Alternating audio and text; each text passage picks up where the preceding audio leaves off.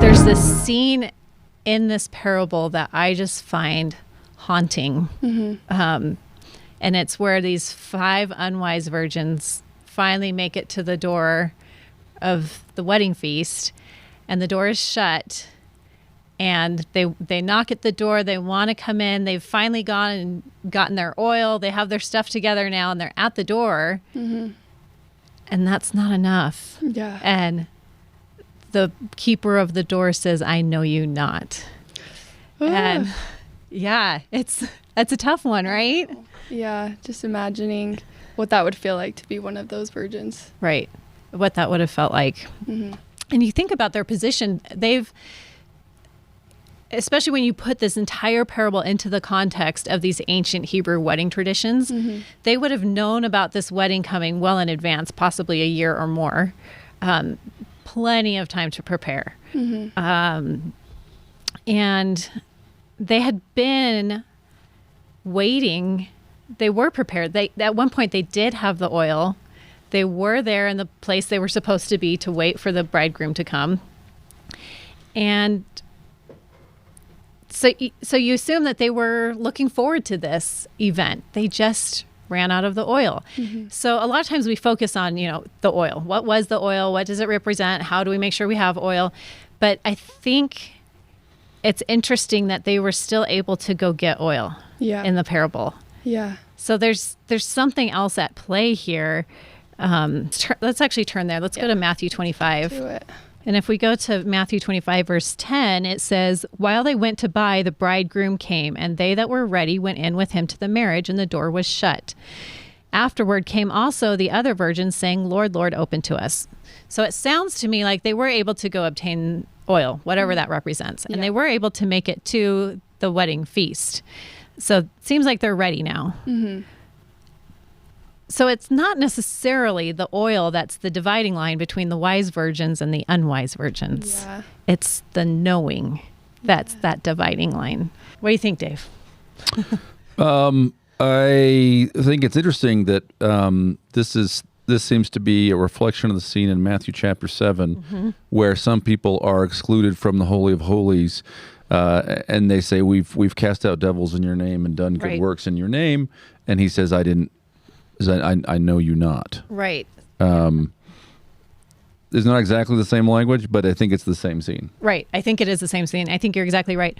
So, and it's also interesting to note that part of getting into a wedding feast in ancient Hebrew customs was that you would have a tablet or a token or something to present at the door of the wedding feast. Interesting. By which the keeper of the door could recognize you. Yeah. So, because there was no wedding crashing back then. Yeah. Sad. So you come to the door, you present this tablet or a token or whatever it is, and with that you have access. You're recognized as someone who's been invited to this wedding, and you're welcome to come in and participate. When these 5 unwise virgins come to the door is already shut. The keeper of the door can no longer see, because you imagine these ancient doors are these big heavy things, and they have this wooden bar, this bolt that slides across to bar the door shut. And that's what it says in there, that the door was shut. It makes a point of saying the door was shut. So in ancient times, the only way to get around that, if you came to a closed door at someone's home, you would knock, and whoever came to answer the door, whether it was the master of the house or keeper of the door, would ask, "Who is it?" And then you would say your name, but they didn't accept just your name as your identity, because then you could say the name. They had to also recognize the voice. Oh. And so what you have in this scene is the keeper of the door, who ostensibly is Christ in this parable, behind a shut door, asking when the 5 virgins arrive, "Who is it?" They answer, and he says, "I don't know you. I don't recognize your voice." And that's a little bit terrifying. Yeah. The dividing line between the wise virgins and the unwise virgins was not only that the wise virgins had prepared the oil and they were ready to go with the wedding procession. They were there on time. They had the tokens present, and they were there when the door was open, and they were recognized by the bridegroom. Okay. So the unwise virgins were not recognized. And that seems to be the real dividing line of being able to enter into the wedding feast or not. And we, like Dave said, we have the same scene plays out in other places in the scriptures, that the dividing line is knowing Christ and versus not knowing him. So let's go to Luke 13. Okay, so verse 23, this is Christ. He's with his disciples, and he says, "Then said one unto him, Lord, are there few that be saved? And he said unto them, strive to enter in at the straight gate." And if you remember, straight there means narrow. "For many, I say unto you, will seek to enter in, and shall not be able. When once the master of the house is risen up and hath shut to the door, and ye begin to stand without and to knock at the door, saying, Lord, Lord, open unto us. And he shall answer and say unto you, I know not whence ye are." So that's the same scene as the parable of the 5 unwise virgins, really, where here are these people come to the door, it's been shut, and they say, open to us. And he says, I don't know who you are. Yeah. So there's something going on here with recognizing Christ and him recognizing us. What would happen after that happened? Like once they were denied at the door, what would happen to them? Great question. So let's flip back to Matthew 25. And Matthew 25 actually tells us this twice. So in verse 12, so he says, he answered and said, verily I say unto you, I know you not. So obviously he's not opening the door. Yeah. And Hebrew weddings took place at night traditionally. And so you imagine they come to the door, the wedding party has already gone in, and they were all carrying their lights into the wedding. And traditionally you would bring your oil lamp with you to the wedding, and then you have all these oil lamps lighting up the wedding, and it creates this really beautiful, wonderful, joyous scene for this wedding, right? If you're outside of that and it's night and the door is shut, you're out in the dark, right? Oh, wow. It's the darkness outside or the outer darkness. Oh, wow. Oh, gosh. So, and we see as much, he gives us this next parable. It's the parable of the talents. And so often we talk about the parable of the talents like it relates to our talents or the gifts God has given us, but there's more to it. And I think we see that when in verse 30, it says that this unwise servant who hasn't improved on his talents or produced fruit, he's cast. Okay, so verse 30, and cast ye the unprofitable servant into outer darkness. There shall be weeping and gnashing of teeth. So it's the same thing where this unprofitable servant is in the outer darkness, just like the 5 unwise virgins would have been left in the darkness outside. So I'm looking at this passage in Luke, okay? And at the risk of sounding like a one-trick typological pony, so it's super interesting to me that in verse 24, the exhortation is strive to enter in at the straight gate. Like we're clearly again in the same scene. And one of the interesting things about the sort of Matthew 6 and 7, you see this in sort of other kinds of passages that are visualizing the same ascent, is there's this sort of ambiguity about where the meal is, right? Because on the one hand, it seems pretty clearly to be in the middle space in the second room. On the other hand, you're eating the fruit of the tree, which is in the third room, and there are a lot of passages that talk about coming into the final space to be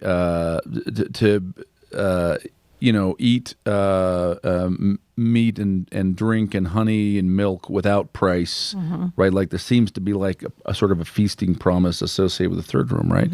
And that actually kind of seems to be what Luke is talking about in Luke 13. If we think about Luke 13 here in the context of what is described in the Sermon on the Mount, which I think is being clearly referenced in verse 24, strive to enter into the straight gate. That's the straight gate of, straight is the gate, narrow is the way of Matthew 7. I think this gives an answer to a question that a whole family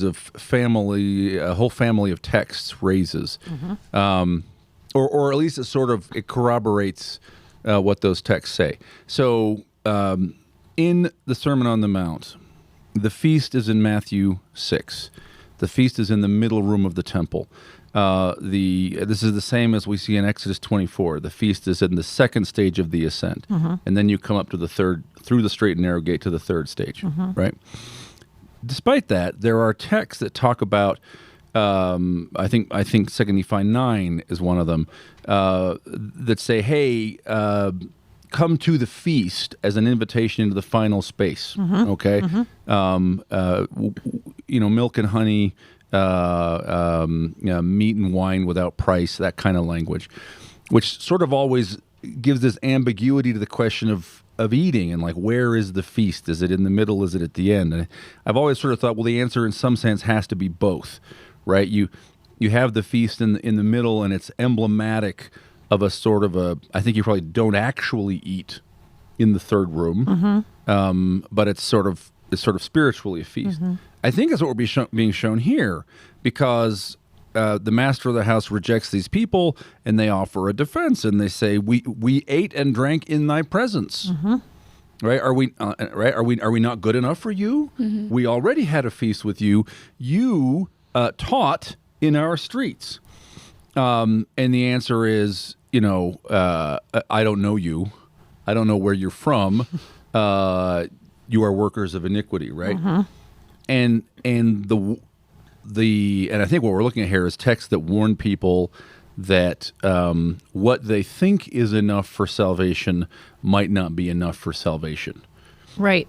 And so this seems to be specifically, or it's using the language of that ascent and saying, look, just because you feasted with the Lord in the second room does not mean that you get to pass the judgment. Right. Right. More is required. Right. And I think your interpretation really maps onto the Hebrew wedding customs, because there's not just one meal. Yeah. Oh, interesting. So, because, and I wonder, and I'd like to get your thoughts on this, this passage in Luke 13 where they're saying, we have eaten and drunk in thy presence.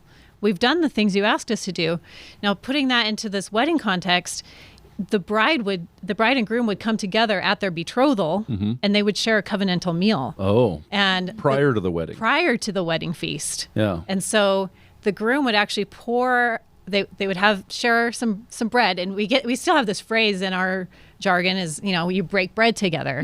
Well, what does it mean to break bread together? Yeah. It actually, they would use it anciently as a custom for establishing kinship. Interesting. And I mean, you even see this back as far as Abraham. He invites these random strangers into his tent, and they break bread together. Yeah. He feeds them.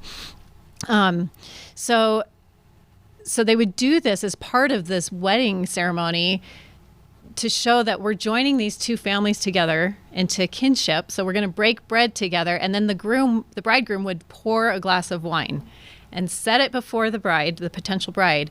And if she agrees to this arrangement, she drinks the cup of wine.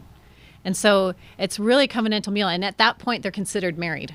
It's done. Even though they haven't had the formal wedding ceremony yet, they are now as good as married. Yeah. Now, at this point, of course, they separate, and they have this period of separation where they prepare for the big wedding feast yet to come, which is the scene that we get in the 10 virgins. But might there be 2 covenantal meals? Yeah, interesting. And I wonder, this is just postulating here. Yeah. If this passage in Luke 13 might map onto what we see as the sacrament. We've eaten and drunk in thy presence. Yeah. We've had the bread. We've had the wine. We made those baptismal covenants. Yeah. That's akin to this betrothal. Yeah. Where, you are now part of that covenant. You're in the covenant. Yeah. But there's more. And so just being in the covenant, just showing up to church on Sunday, taking the sacrament as rote practice, might not be enough. And I wonder if that's what Christ in this parable is telling them. Like, you could, you've been waiting, you've been anticipating this, you've been invited, you can even run out and buy the oil at the last minute and still make it to the door. Yeah. But it's not enough. I didn't know you, or as Joseph Smith puts it, and Joseph Smith Matthew is, you never knew me.